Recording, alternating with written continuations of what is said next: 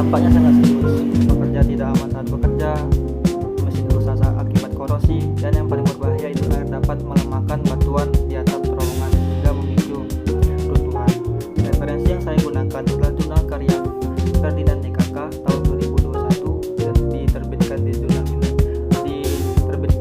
Mineral volume 6 nomor 2 Universitas Bangka Belitung tentang sistem penyaringan tambang bawah tanah PT Alit Tokol Jaya Sawalunto, Sumatera Barat. Penelitian tersebut dilakukan di tambang mesin SAP sebuah terowongan sepanjang 124 meter di elevasi plus 347 mdpl dengan metode penambangan Romansina. Menurut Sayoga 2019, mineral dewatering adalah upaya pengolahan air tambang menggunakan paritan, stang, pemipaan, dan perumpamaan. Menurut Suharto dan Tahara juga semakin tinggi elevasi tujuan, semakin besar juga head atau energi yang dibutuhkan pompa. Dan hasil penelitian diperoleh data bahwa total debit air yang masuk adalah 6,13 meter kubik per jam. Debit aktual pompa itu 13,36 meter kubik per jam dan total head pompa itu 29,56 meter dan waktu yang dibutuhkan untuk menguras akumulasi air adalah 6,45 jam. Sekarang kita masuk ke bagian hasil diskusi. Pertama, mata kuliah parodi yang berkaitan, yaitu fenomena ini berkaitan langsung dengan kuliah penyaliran tambang yang membahas sistem pengelolaan dan pemilihan pompa. Mata kuliah tambang bawah tanah yang mencakup metode room and pillar dan keselamatan kerja. Geoteknik tambang yang mempelajari pengaruh air yang terhadap kestabilitasan batuan. Yang ketiga itu perencanaan tambang, di mana sistem drainase harus dirancang sejak tahap awal. Yang terakhir yaitu ekonomi tambang.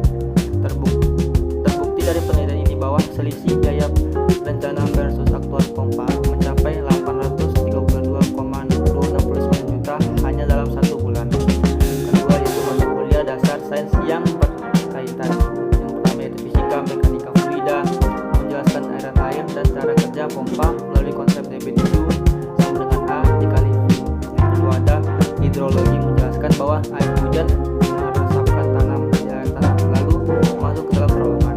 Yang ketiga itu geologi, membantu kita memahami sifat batuan dalam meluaskan air serta struktur cekungan yang komplin di Sawalunto. Yang keempat yaitu matematika dan statistika, digunakan untuk menghitung rata-rata dari 30 data bungkusan muka air. Yang terakhir ada dari fisika listrik, berkaitan dengan motor listrik AC 30 kW yang menggerakkan pompa yang langsung mempengaruhi biaya operasional. Yang ketiga yaitu prinsip keilmuan yang mendasari. Prinsip pertama yaitu hukum Bernoulli yang menyatakan bahwa energi total fluida selalu konstan sepanjang aliran. Prinsip ini menjelaskan mengapa pompa membutuhkan energi lebih besar untuk mendorong air ke elevasi yang tinggi dari metode AITG. Air dipompa dari elevasi plus 318 mdpl ke plus 347 mdpl, selisih hampir 30 meter, dan inilah yang menghasilkan total head pompa sebesar 29,56 meter. Prinsip kedua yaitu hukum kontinuitas yang menyatakan bahwa debit masuk harus sama dengan debit keluar, maka kapasitas pompa wajib melebihi debit air yang masuk. PT tersebut memilih pompa berkapasitas 13,32 meter kubik per jam untuk mengimbangi debit masuk 6,13 meter kubik per jam, dua kali lipat lebih sebagai margin keamanan. Dan prinsip ketiga itu hukum gravitasi Newton.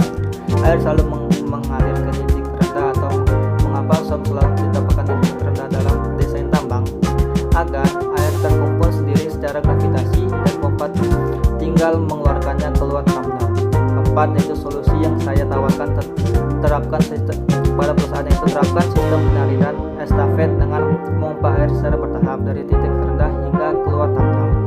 Yang kedua yaitu rawat paritan secara berkala agar aliran menuju SAM tidak terhambat.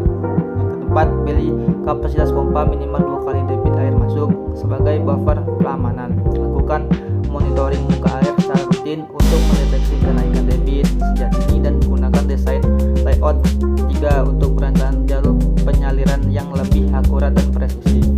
Kesimpulan dari yang saya bahas ini adalah banjir tambang bawah tanah adalah fenomena yang melibatkan hanya bidang ilmu, baik dari sisi parodi maupun ilmu dasar sains. 3 prinsip ilmuwan utama yang mendasarnya adalah hukum Bernoulli, hukum kontinuitas, dan hukum gravitasi Newton. Studi kasus di PPT tersebut membuktikan bahwa pengelolaan air yang buruk berdampak langsung pada biaya operasional perusahaan.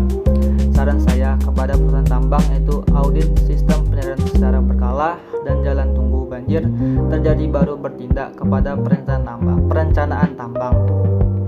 Rencana sistem drainase sejak tahap main plan paling awal, dan kepada kita sebagai mahasiswa perdalam ilmu mekanika fluida dan hidrologi, karena kemampuan mengalir air di lapangan menentukan keberhasilan operasi tambang tersebut. Demikianlah presentasi singkat dari saya atau menjelaskan tentang materi UAS tentang banjir